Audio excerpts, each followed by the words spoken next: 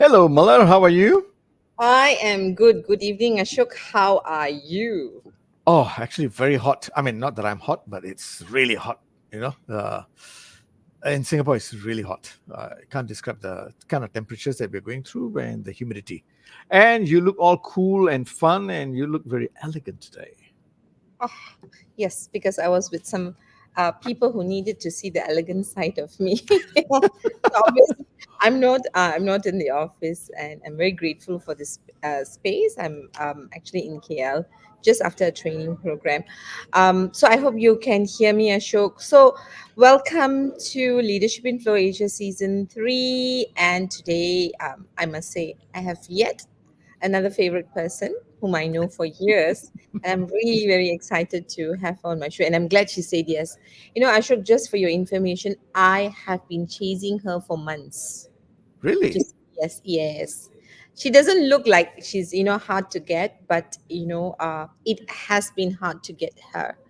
And, so I'm really, really happy, excited, looking forward. So it's so one of the good things about what I do is that I always meet wonderful people. Hmm. But once in a way, like you get to meet people and you get to watch their growth, which is very inspiring. Nice. And Winnie Chua is surely one person who is she inspires you very quietly. If I'm not mistaken, I met her when she was an intern, I think, right? Okay. Um, she was in a leadership development program, and from the start, she made an impression. Mm. Yeah, made an impression. So, I've always been very excited whenever she sends me a message. Hi, Malar, I have a question, because like I feel super smart talking to her, right? Knowing that I'm Right. talking to a young person who is a visionary, who is very grounded, very centered, and yet she leads with her heart, all right, and more importantly, very strong character. So with that, let's bring on Vinny, Sure. right? Let's bring her on quickly so that we can ask her all the questions. Hi, Vinny. Hey, good evening, everybody. Good evening. Hi, Winnie. As you would have heard, Muller was like waxing lyrical about you. Uh, because Ayo.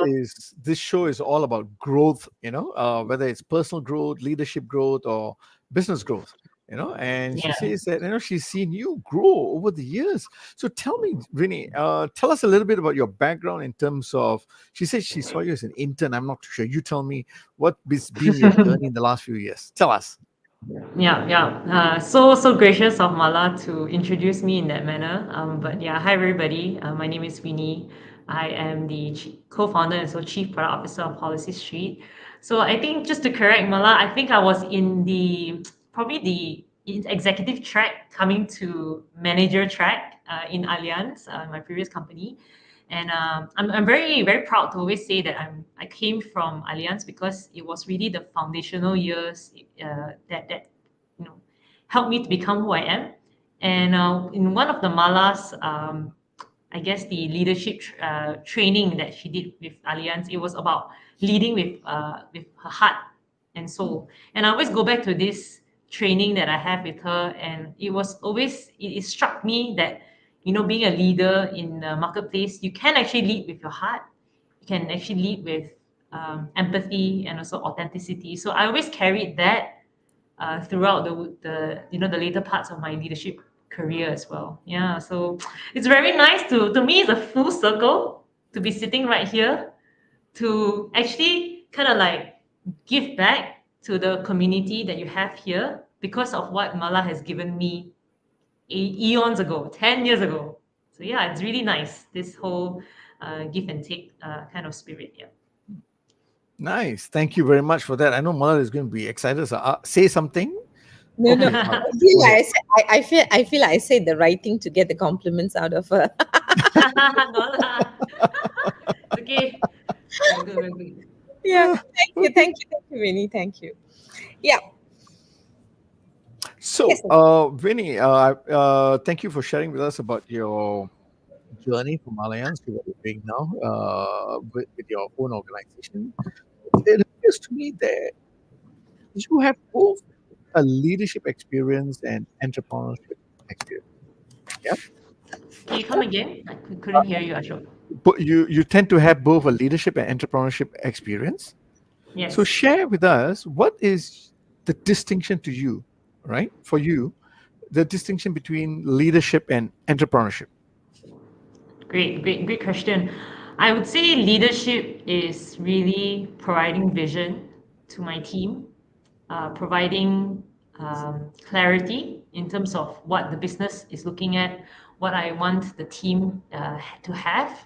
But entrepreneurship to me is basically being agile, problem solving, um, allocating the right resources to overcome certain challenges, certain solutions. So there's this distinction, but I think if you marry both together, it will be very powerful. Because not only, I'm sure some of your audience here, they are from corporate backgrounds. You might not run a company like I do, but you also need to assume a certain amount of entrepreneurial spirit, and that spirit is actually it goes hand in hand, and it can actually become very beneficial for you when you run a business or even you lead a team in your corporate career. So to me, that's the two distinction. Okay, I like that because we've always talked about even a corporate leader, right? Even if you might not be a business owner, you need to Yeah. have entrepreneurship type of mindset. And do you have any thoughts about if there is two or three type of mindsets that you have need to have or attributes you need to have in a corporate space from an entrepreneur point of view? What would that be? Hmm. I would say a lot of people, especially in corporate careers, is that you do not question the status quo. Because what Ah, you have inherited from the past, you take it as truth. Whereas okay. in an entrepreneur, there's nothing, you work out from nothing, right? From zero. And you kind of have to build systems, build processes, build the way of doing things. So I would urge that corporates really is to challenge the status quo, even though it might sound very, uh, you might not have enough inputs. You might feel like you are going against the grain, especially in your corporate setting. People might tell you, "Hey, why change when there's no need to change?" Right? But having said that, that's the reason why we should challenge the status quo, because you never know unless you try, unless you think outside beyond what has already been said. So that's the first quality. Second quality is being curious. I think a lot of times, corporate professionals, at least from my point of view, you might not think what if, rather than just doing what is already being done by the past. That curiosity and keep asking what more, what problems I can solve even better, even greater. I think that's the part where we need to actually have that innate in us. And the third one is agility. Sometimes corporate professionals, you tend to get swamped with the whole red tape and bureaucracy, which I totally understand, because that's how corporates function, right? You need certain processes, but the spirit of startup is really testing in a small scale, and if it works, then you plow in more resources, you plow in more time and energy to making it big. And I find that if a corporate professional will be able to carry these three qualities, they will be able to get to the solution faster and more agile manner. Yeah. Nice, nice. So what I'm hearing, because we've heard this many a times before, where we said, oh, leaders need to be having the entrepreneur mindset. But I like the fact that you distilled it very clearly, right? It's all about having the spirit of a startup mindset. Why do I say that? Because there are three things you talked about. One is, yes, the agile way of thinking, but Hmm. which also, right, cascades down to being curious and Yeah. challenging, right? Yeah. And that is all part of the whole startup kind of mindset, because you don't take legacy for granted, because there isn't a legacy, Yeah. you Yeah. know, and you've There's got to nothing. find, you've got to find new pastures. But I guess you're right to say it's corporates may have a lot of protocols in place, but I think leaders need to start being brave enough to say, let's challenge some of these. you know, Yeah. one step at a Yeah. time. Yeah, I like that. So essentially what I'm hearing is spirit of startup mentality, right? And to be Nice, fair, nice. right, just to add on as well, during my first year of entrepreneurship, I had to unlearn a lot of this because it no longer serves me in my startup career.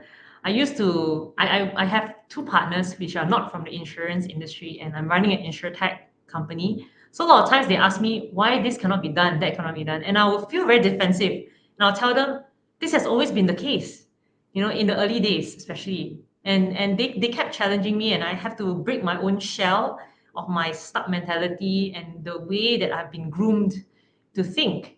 And over time, over the few years, I've started to then really assume a very different kind of spirit. And it is a gradual change, and I do not disrespect people who feel like, hey, it's tough to change, because I've gone through that myself.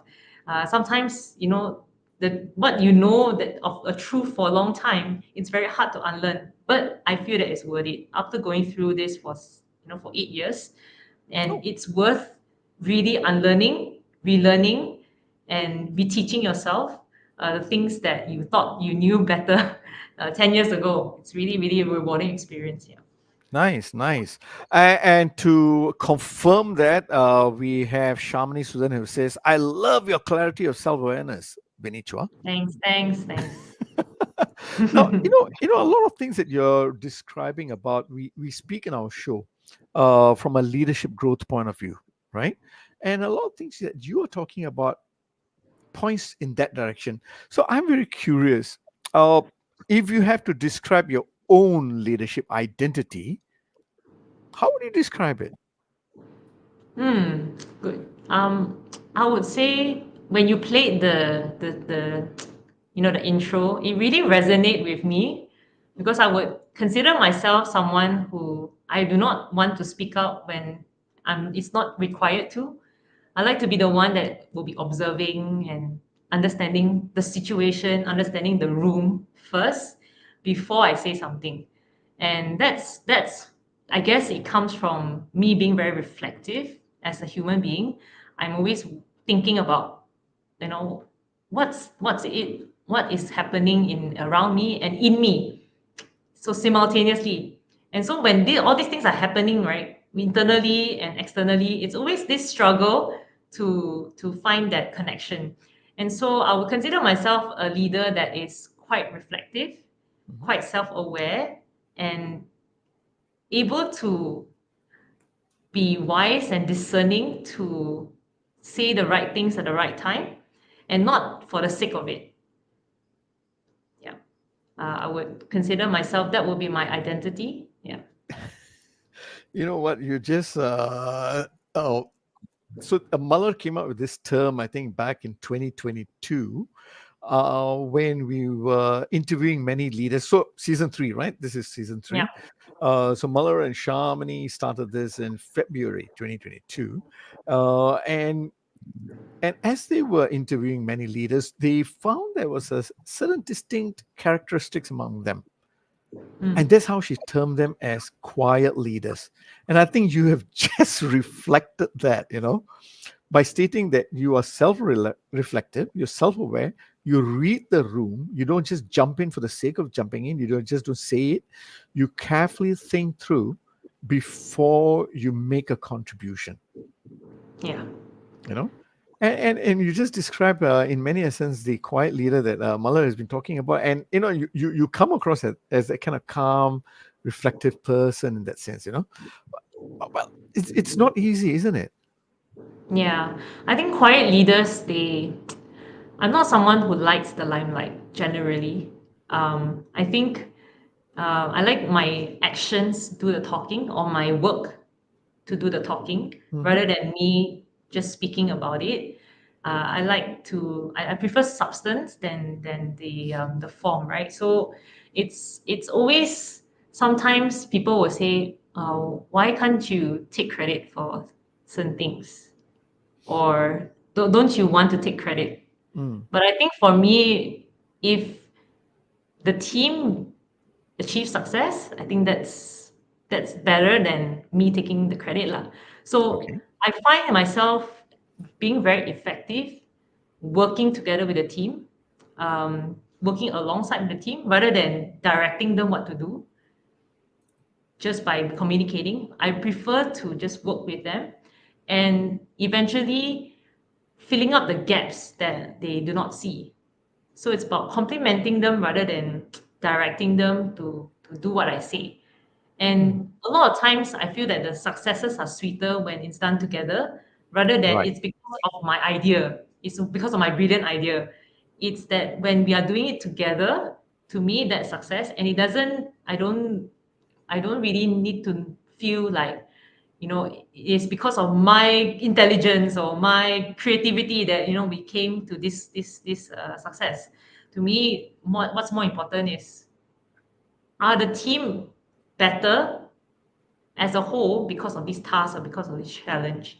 And I feel that if I see the growth and the development of the team from this project or from this challenge, to me Nice. that's success. That's real success, even more than whatever fame or status that you can get out of it. Yeah. Nice, nice. I know Mala is waiting to ask questions, but before I hand it over, we've got a few people. Joanna Koo says, "Hi, Sham." Okay, Sham, I'm just relaying message for you like a telephone. Okay, James Fong says, "Hello, everyone. Hi, Mala. Greetings from Penang." Thank you very Hello. much, Joanne and James. Yes, Mala, you have a question for Winnie. Yes, I have. Thank you. Thank you very much. I have to say hello to James too. James, hi James, hi Joanne, Joanna. Now, actually, so I thought what I was very intrigued by what Winnie said because Winnie was in what we call in the corporate organization before she did her startup. So what Mm, I'm trying to reconcile is that you said two very important things. I think the one thing that you spoke about is the three factors for us to actually we call it entrepreneurial mindset, right? Challenge the status quo, be curious about it, and be agile. So that makes a mm, lot of sense when it comes to entrepreneurship or startups. You know that you see this in them. It's glaring, right? yeah. On one hand. On the other hand, you were from a typical corporate organization. Yeah. And so you say that, which now I'm sure helps you with your startup whole mindset, right?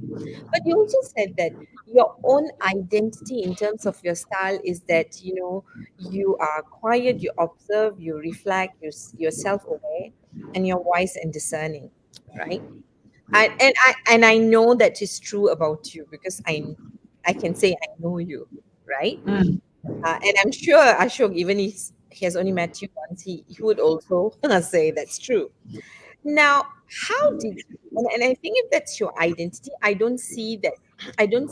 I what I would imagine about when I met you, you were the same person, discern, reflecting, observe. You were the same person. Just that I think you probably have, grown a lot more. Now, for people who are watching and they are in organizations in corporate companies, right? And they are being bombarded with, can you have a entrepreneurial mindset? And they're mm. like you. How do they show up? Curious, challenge the status quo? Because if you think about curiosity and challenging the status quo, it feels loud. Mm. Yeah. So Yeah. so I like to know, how did you manage that first when you were in the corporate, Yeah. and how has that shifted for you with your startup? Oh, this is a very good observation. Thanks, Mala. So in my corporate career, when I was in Allianz, I actually was very much honored to rise up the ranks pretty quickly because I think I had very much leaders who believed in me even before I believed in myself. They saw something in me that they wanted to unravel something in me, the potential in me and I was really much privileged to be given a lot of opportunities to even speak to C-suites, even in my second third year of working. And that also supercharged my learning career. And when I then decided to pivot from an actuarial career to a strategic career within Allianz, I was the youngest manager in my department. And you can imagine that I'm youngest, I only had 4 years of experience, and now they asked me to um, give inputs of how you can change that entire team and the entire department. I need to speak to someone who is probably 30 years older than me, or male colleagues that are the senior leaders of the organization. So I think the world tells you that you need to be loud. You need to scream and say, "Listen to me." I have it. I'm the chosen one. I've been picked to do this. But I felt that that was never the right solution, because obviously you must also understand and respect that people have been there and done that, and they have achieved success up to today. You can't disregard that. But I think how I navigate that, even though I did not have the right experience, did not have as much years of experience, was to go back to my core.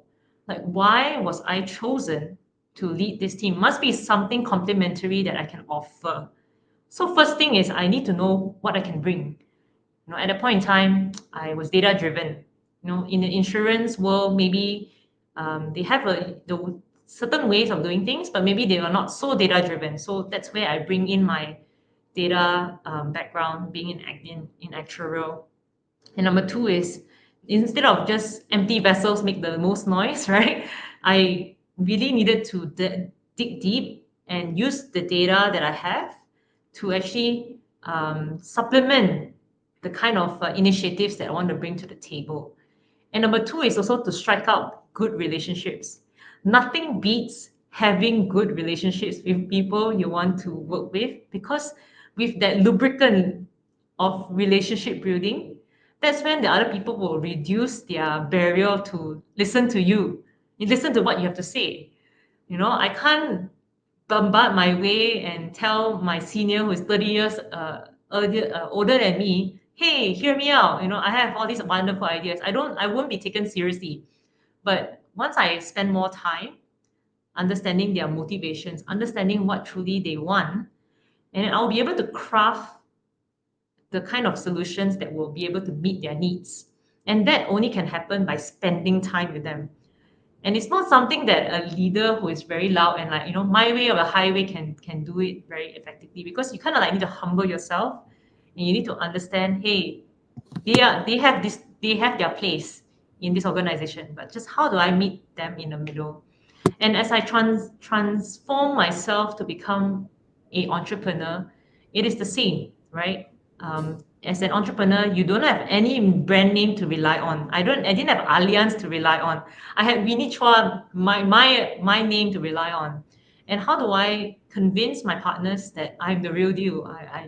Give me a chance. It's really also to come in them and say, how can I give the right solution to you, and coming in as in a genuine and in a genuine way to help.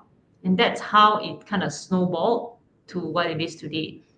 The fact that also, we started to hire teams, started to hire employees to join us. We had no money to pay them, no brand name for them. What's the only reason for them to join us in the first place? It's really that belief that we can achieve something greater than what we can imagine.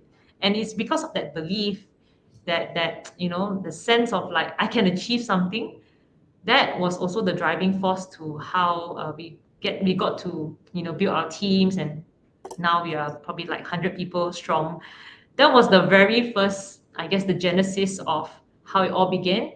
It's just being very transparent, knowing what you can give to the table, what you can put in the table, and being absolutely genuine about your intentions. Nice, nice.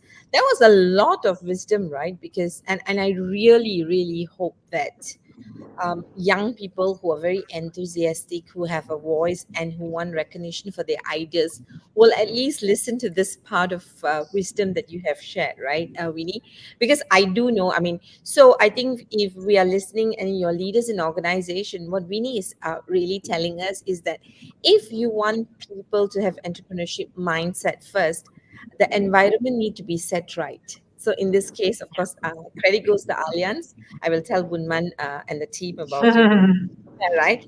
And yeah, I mean, I would agree that the environment is great because they allowed you to shine. They also observed and found you and looked. And I love what you said. They believed in you before you did, Yeah.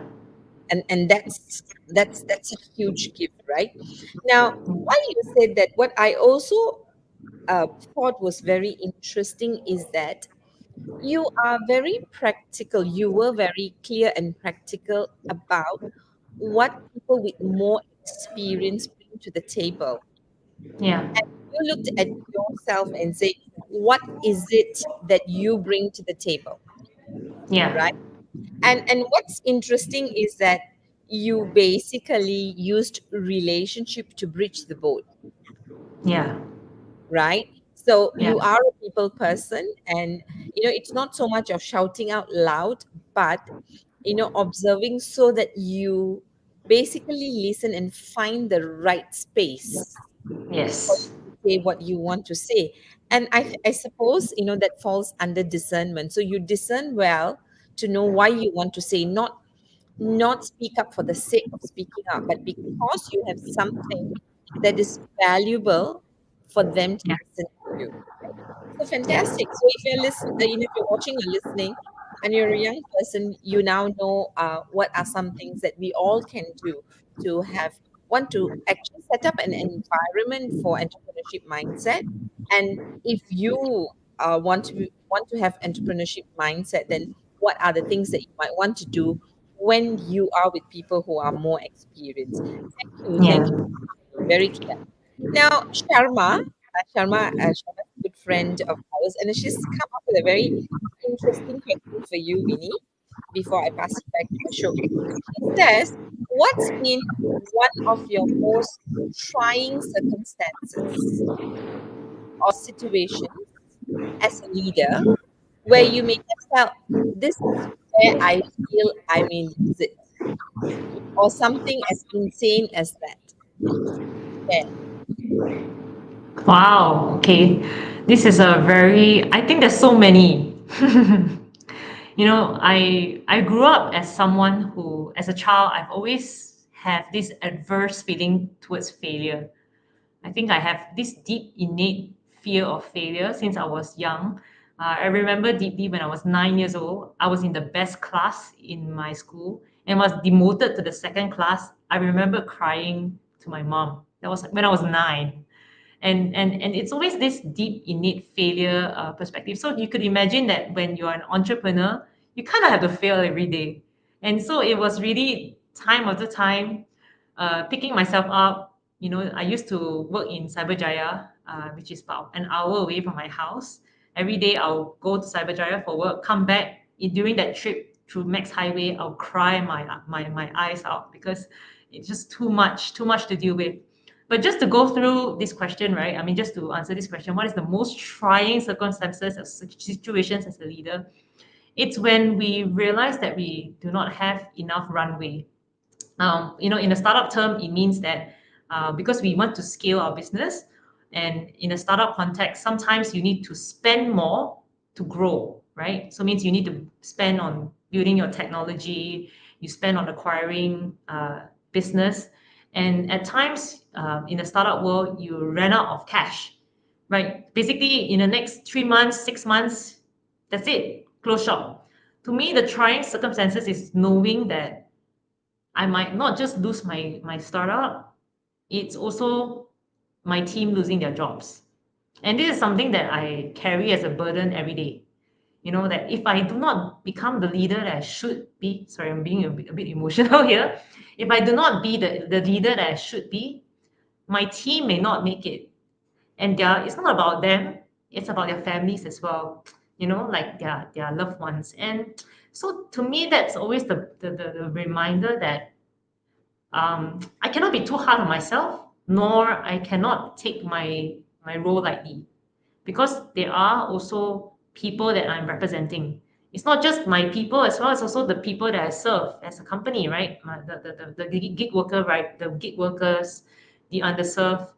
If it's not because of us, who else is gonna take care of them? So to me, it's always that reminder constantly that even though I feel like I'm a failure sometimes, which is, when challenges comes in, when things doesn't go right, the one thing that also gives me hope is that if it's not us to be the company that will serve our employees or give them work opportunity, if it's not us to represent the underserved, to give solutions to the underserved, who else? If it's not us, who else? So it's always this question that comes back, and then it gives me that hope, gives me that power to power through another day, despite the trying circumstances. Yep.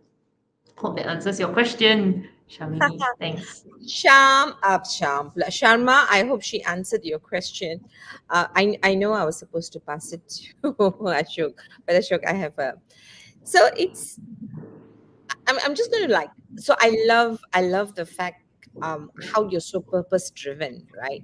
So your purpose drives you. So now one is, I think you must have had an inspiration to want to serve the underserved, Yeah. right? So and that's how you probably start PolicyStreet. So on one hand, you started PolicyStreet to serve the underserved, right? Yeah. And now what you're doing is that you're holding yourself accountable for all the people. So now you have to deliver on a promise to Yeah. the people you chose to serve. And to choose to serve them, right, you need a team of people, your Yeah. teammates, employees, right? And now Yeah. what has happened is your sense of accountability has doubled in two different ways, right? Because Mm. if I fail as a leader, I have failed on two of my promises. Yeah. And I mean, just hearing you say really sounds burdensome. And when you said, if it's not me, then who, right? Mm. Curious. I get you, but I'm just curious. But why should it be you? Why should one even bother to serve the underserved? Why? Why do you make your life Mm. so much more challenging? Because if you didn't serve them, nothing would happen. No one is going to hold you accountable for that. So where is that root of wanting to do this and really making your life so tough? Yeah.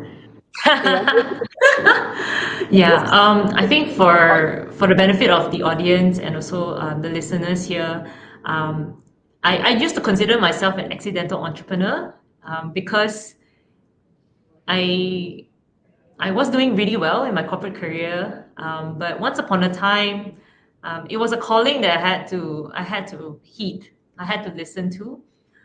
So I'm a believer. So when God calls, you obey and you trust.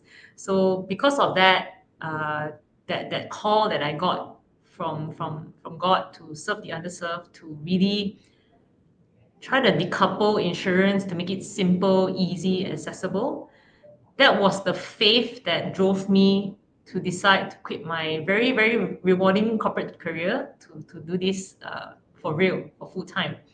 And indeed, because of this purpose that was very clear in me, that I was willing to take the plunge. Imagine I was in my late 20s.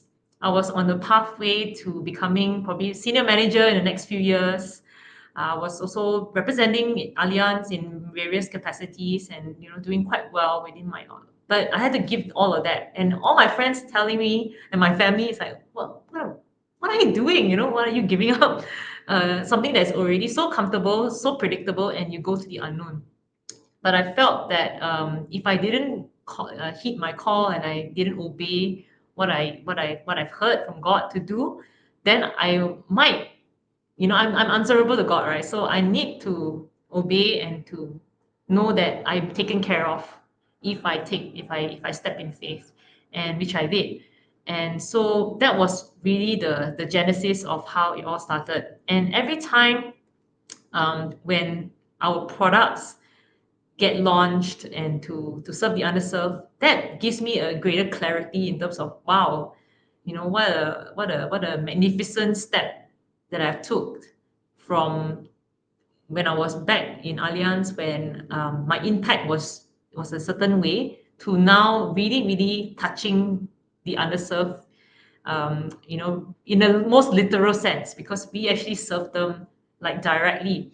And that then further crystallized my purpose in this world. Well, to begin with, it is really to champion the rights of the underserved, and to make insurance much more understood by people that may not have the chance to. So I hope that answers your question, Numala. Let me It know was. if I. No. So you've given me an answer, so it's so difficult to counter, God's calling, I think. And I think what inspires me in what you said is that I think we all have our calls, and we all sometimes respond to our vocation.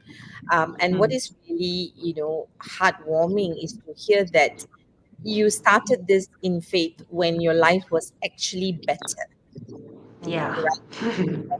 And so, I mean, this is really a testimony of faith on one hand, but on the other hand, it is also nice to hear, and it's very hopeful and encouraging to hear that, God also showed back, that your faithfulness paid back. So despite your concern and your worry, that, you've seen the fruits of your labor, from the Yeah. point of view of purpose, right? So you're Yeah. truly serving a purpose. So thank you very much. I think that was very, very personal. And probably that's why Sharma is saying, thanks, Winnie.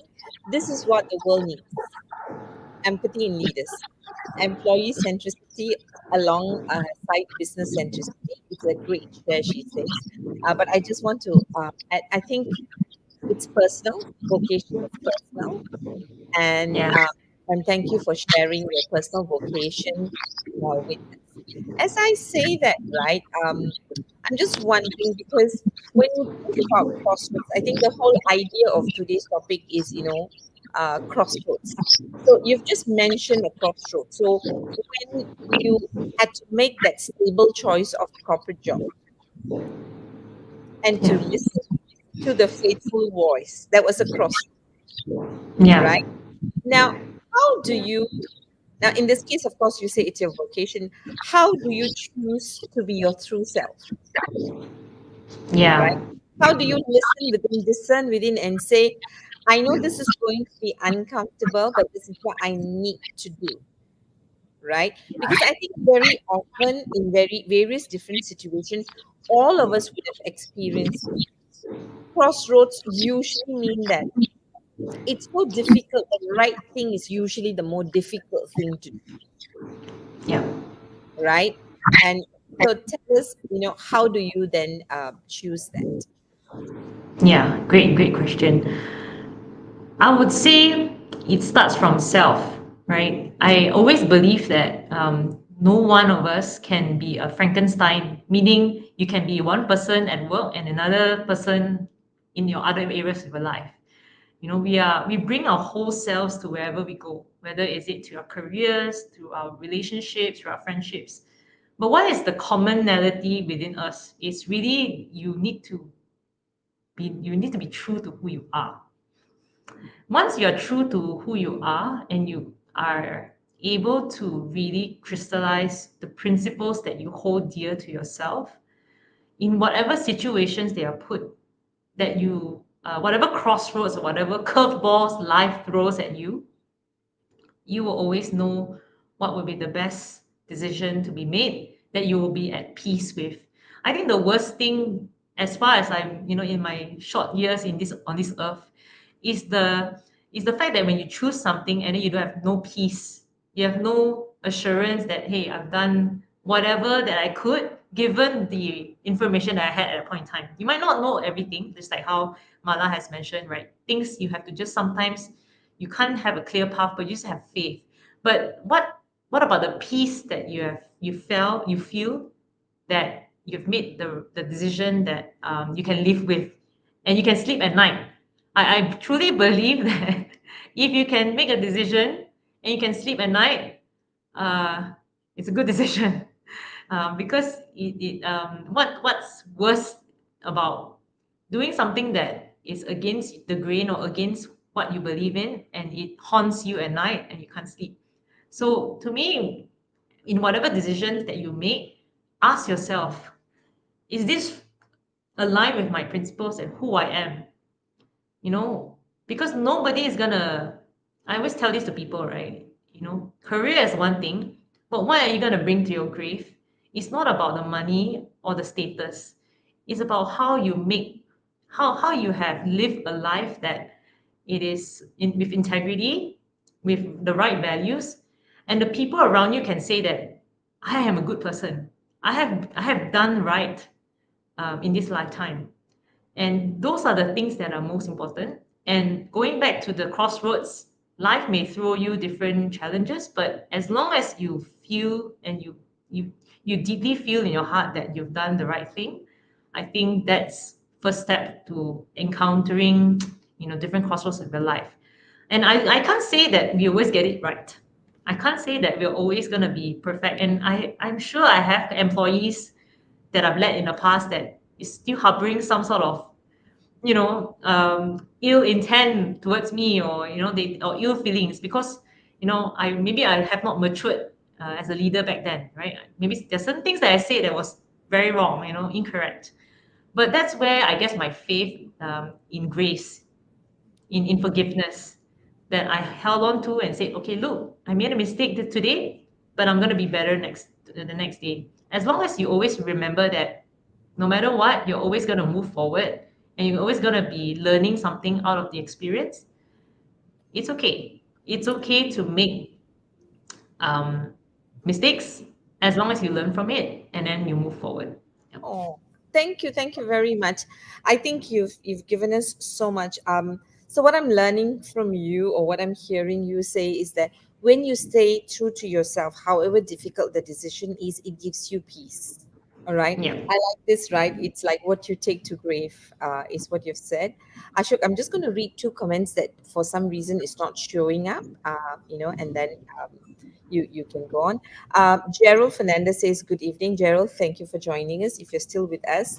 Hi. Chi Singh, I'm not sure if you know him. He said, I so agree, being genuine to add value and having a strong sense of purpose always gets you ahead in the long run. Yeah. It's loud and faking it every time. So that's from Chi Singh. So thank you very much. You have people agreeing with you, and I'm sure they're on the same page with you. Thanks, Winnie. Thank you. I'm glad to hear that there are people agreeing with you, because I'm not going to disagree anyway. Now, No. what I'm constantly hearing from you, which is so powerful, is you're very clear about your purpose and you stay true to your purpose. Yeah, and you're very comfortable in your skin, as in you're true to yourself. So the word that comes up to me is you're authentic. But Mm. on the flip side of being authentic is also about being vulnerable, Mm. right? Yeah. So then my question is, how do you approach authenticity with vulnerability? Mm. Yeah. I think I speak also on behalf of all the women professionals out there. Sometimes vulnerability can also mean weakness, lah, right? That you share your true self and then you are afraid that someone might use that against you. And that was also something that I struggle a lot during the early days, because in the early days of my career, um, I have not seen a side of leadership that that champions vulnerability. People like to put up a front, and because it's safer that way, you put up a front so that you can keep yourself from being. So you don't want people to use that against you in the future. And similarly, doing this session right now, it's also very scary to me because I'm literally reviewing my deepest and darkest inner feelings to the world, right? But I think as I go along in my career, I realize that people, certain things needs to be said because people need to learn from it. And for me, showing vulnerability is not a weakness now, and I've learned that along the way. Showing vulnerability is just telling people that we are only human. And because we are only human, there will be days where we make mistakes, and there will be days when we will screw up.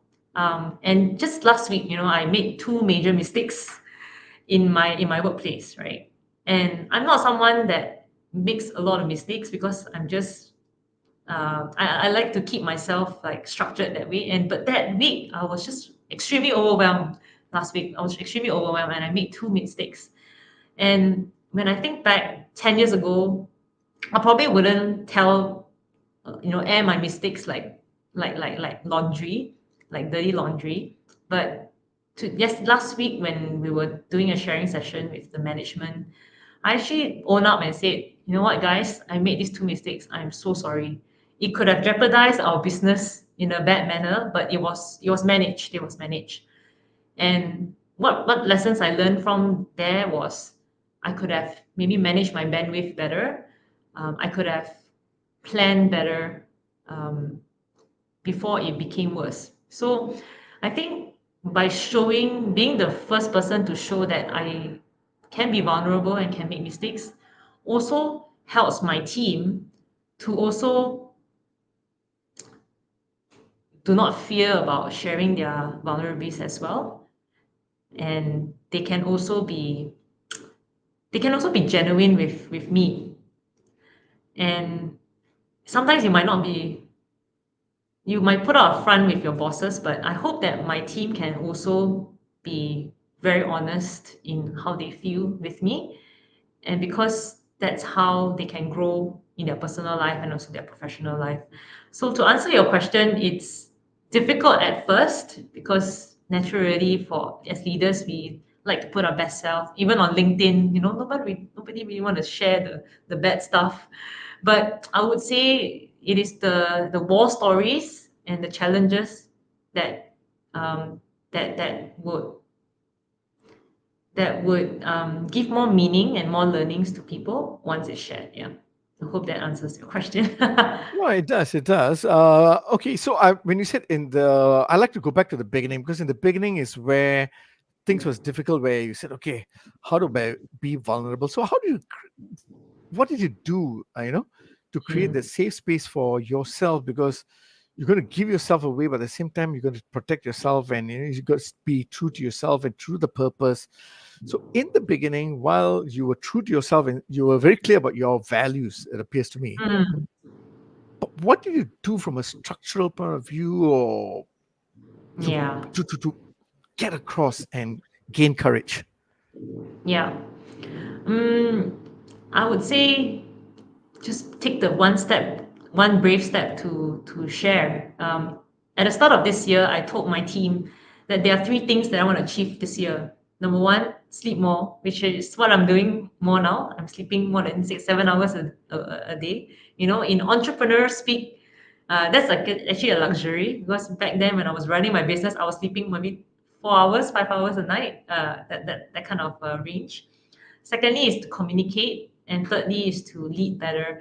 And so by sharing this objective, they hold me accountable. I tell them that I want to lead better, I want to communicate better. So anytime you feel like I'm not doing all of that, you must come to me and tell me and check in on me because I can't see my blind spots sometimes. In fact, today also I just had a conversation with my team, and someone just told me that, hey, I think we have not been communicating as honestly as I hoped. And I said, yeah, great that you spoke up because if you didn't tell me, I would have my blind spots as well. And so having this cadence of reflecting and engaging with your team is extremely important. It's like putting a space in your calendar to say that you need to talk about these things. And if you don't put it in your calendar, it will never happen. Right, number one. Number two is also to encourage putting a structure to it. So similarly to how I did it with my team, is we every week we would come together and talk about what we appreciate about each other, what we acknowledge about each other's contributions, and then what we are sorry for, who we are apologize, who would like to apologize for the week, for certain things. And because of that weekly cadence, it kind of like creates this routine. I would say routine. I would say you exercise the muscle to reflect, or exercise the muscle to want to share the successes and struggles in an open manner. And once you do that often, I think people would find it will be quite normal over time. Yeah. Wow, I love your triple A conversations. Yeah. Just love it. It's appreciation, acknowledgement, and apologies, right? That's very brave. That's very brave, and I love that. And I think that is something that a lot of teams and organizations can adopt almost immediately. Now, you spoke about business, and you talk about earlier on. You said maybe some of your staff. You've got 100 staff now and all, and you always are looking at the runway, whether you have enough bandwidth to get where you need, and you need people, right? You need people, Yeah. and when you're looking for talents, how do you then calibrate, right? Performance, right? You want immediate performance because it'll help you in your P&L, and then there's potential of Yes. the people, right? Do you Yeah. then develop people? So how do you now then calibrate that performance with potential crossroad? Yeah, you're right. Especially in the startup clock runs 3 times faster compared to other businesses. So it's like tick, tick, tick all the time. And because investors, invest in you for this very purpose, you need to show exponential growth in a short amount of time. Otherwise, it's not going to be called venture back. So it's always a challenge between bringing the people that can perform well at the start, but they might not. They might have a higher demand of salary compensation, and they might not have the same drive as you. They might want to be driven by other facets like monetary or status and whatnot. But on the flip side, you have a segment of people who they have the potential. They might not have the performance. They might not have they might not be able to, like a pack, fit in right in at the start. But you need to mold them and shape them so that they can fit into the pack over time. And it's always this conundrum because on one hand, you want to hire someone who's really good, really seasoned, but they might not have the same drive, the same attitude.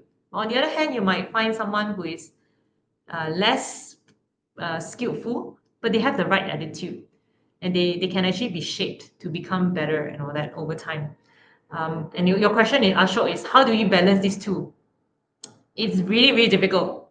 But I always go back to the call. The call is I always ask myself, what is this person motivated by? And in my interview questions, I always ask them about their childhood, because you will know a lot more about the person when you know where they come from. Okay, how did they grow up? What school did they study? Um, what are their passions when they were younger? What do they do in their free time? Because all these small cues will be able to tell you whether they kind of fit into the kind of environment we have or not. Because there will be ups and downs, and some people, you know what, they can be better in a certain environment compared to ours, and it's fine because it is what it is. Not everyone fits into everything. So in my personal, I guess, tip for the interviewers out there, especially if you want to hire teams, it's really to go back to the basics, to know who that person is driven by. What are they driven by? Where they come from? What's their aspirations? What do they do in their free time?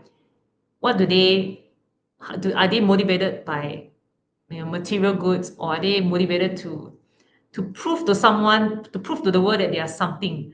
And I always look for this particular quality, because in a startup, this is the major quality: a challenger mindset.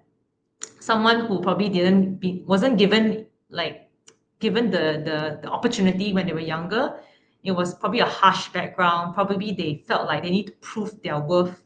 Oh, this kind of qualities I really like, because I feel that they can really harness their fullest potential in the company that we have, because our company is all about challenging the status quo, redefining what is the right way of doing insurance and things like that. So I tend to find this kind of qualities when it comes to it is a very good bonus to have in the talent that comes through our doors. Yeah. Nice. Thank you very, very much. Yes, Malar, you have a wonderful question. No, I mean, I'm always taken back to, you have to take so much of notes when Winnie is talking. It's like Exactly. yeah. Thank you very much, Winnie. So, I mean, I think I agree with you as to, like, I really believe that people's background for me helps me to understand more about them, right? And not many people will do that. In fact, I think a lot of times I find that interviewers today are going the opposite way because it feels safer, right? Because you don't quite need to use your judgment. And I also like the fact that you said, looking for the fit, right, into the organization, and this actually helps you. It's fantastic. But we are almost like finishing up our time. So just one last question, right? If you look at it, like, your organizational purpose is clear: to serve the underserved. That's really clear, right? Now, Yeah. and then you also have investors, right? And you need to serve the business purpose, right? Now, what are maybe top 3 practices that helps you keep the both in check? Organization purpose, to serve the underserved, and business purposes. Yeah. So how do we do it in a practical manner? Practical approach is really putting quantitative indicators. So even in the way we rate and rate our performance of our team, it's 2 parts. The first part is the KPIs, what they are expected to do in terms of their roles, in terms of what they need to achieve. But the second part is actually culture. So we have 30% culture and 70% performance in their workplace. So it's not like you can be the smart aleck, you can be really good, you can be skillful, but you are hard to work with. You do not believe in the company's vision of serving the underserved. You don't challenge the status quo. You will not be the high performer in our company. That's for sure. And that's how we actually say that's what we act and we put into practice. It's not just Mm. a sales pitch. We literally put that as a KPI, number one. And our KPIs for our team, they own the KPI. Everyone will have a sheet, like their individual sheets with their name on it. And every quarter, the managers will speak to the team about their KPIs.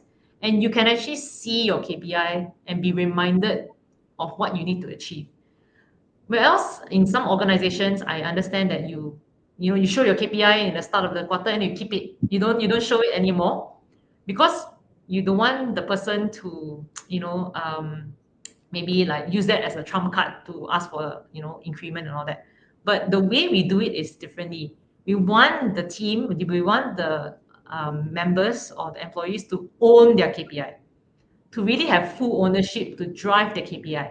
Instead of the leader telling you you need to achieve this, it is up to the person to really own their KPI and strive for their goals and strive to become whatever that they want to achieve. So having that empowerment is crucial to, number one, serve the organizational purpose, because it's all stipulated, and at the same time also to meet the right business targets. And of course, we do have cadences and meetings, which is what most of our most of our listeners will probably have that kind of alignment meetings.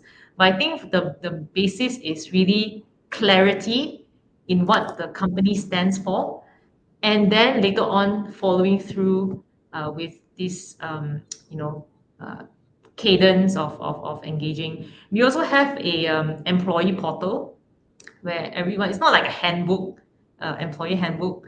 we make sure that everyone, whatever policies or whatever, everything is transparent. So it's really you're guided by something that is very transparent, and you have the full ownership to achieve your goals.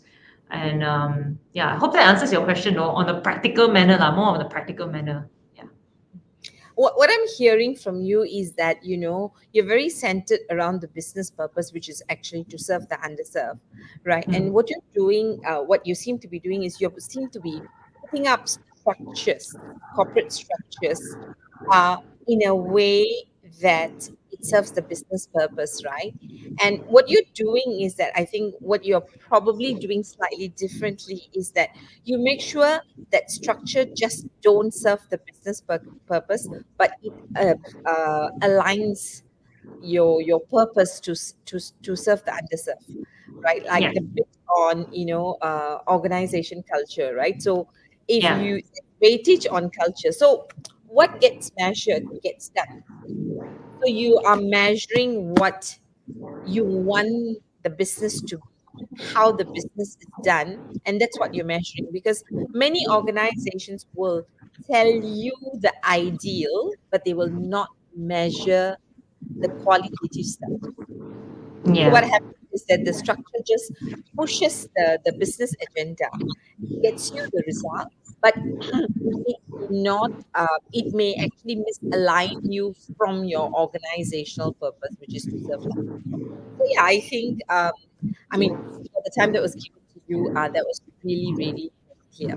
Now, just before you leave, I know it's past 7 o'clock. Um, in just one or two lines, right? Can you share with us your vision for Policy Street? Yeah, our vision for PolicyStreet is really to continue the good work that we are doing, and to actually rally more individuals that also believe in our cause to come and join the organization. We are a fun bunch. We love to challenge the status quo. And that's pretty much the vision. Like, I always tell this to people: the biggest, most rewarding thing about running a business, and the most frustrating thing equally, is really about the people. And what keeps me up at night is really about the people. And I really hope that the journey continues with people who believes in the cause, and we can achieve goals together, and at the end of the day, ultimately to benefit the wider, to enrich the community that we serve. That's the most beautiful thing, right? It's about not just hitting the numbers, like the financial goals. I mean, that's a given, but at the same time also um, able to also being purposeful in our work. I think that's truly the holy grail of working, right? Of work. Yeah, but even in her closing, right, Ashok, what I'm hearing is, what gives me life is people, but it can also kill me. So Yeah. in between, it's the decision and choices I make. So Winnie, thank you very, very much for saying yes and for sharing so openly and being vulnerable with who you are and showing up and giving us the inspiration that it is okay for us to show up the way we are.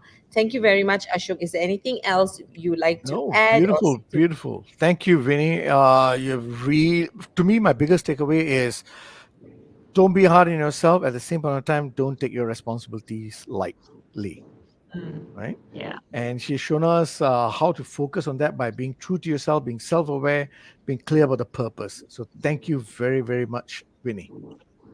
Thank you. Thank you so much for the opportunity to share.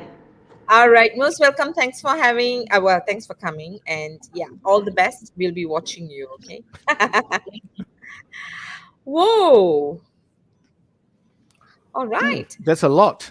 Yeah, Beautiful. that's a lot to process. I mean, she made it sound simple, right? But Mm, it's the depth that came from those answers is something that I mean, I've learned so much, and yeah. I think what makes the difficult choices, I won't say easy, is I think her sense of clarity, Yes. one, and I think she has a way of checking in within to Mm, know how she's going to live with the choices that she makes or takes to grave. That's why Yes. the difficult choices actually becomes, I would say, bearable for her, right? Mm. And I think the grace, and she gets the grace to execute her difficult choices because of her clarity and checking in.